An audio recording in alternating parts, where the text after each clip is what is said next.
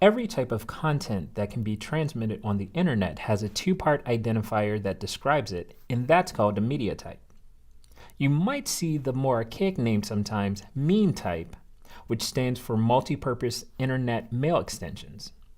When they were initially defined for RFC 2046, media types allowed you to have multi-part emails with different types of attachments.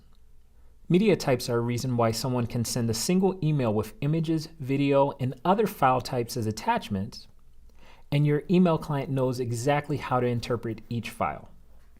A media type string consists of a type, a subtype, and optional parameters. Here's an example media type that describes most of the web pages on the internet. The type of data is text, specifically HTML text, and it has a character set encoding of UTF-8. Here are a couple other examples of plain text, formatted RTF text, and a PNG image file. Here are a couple other examples.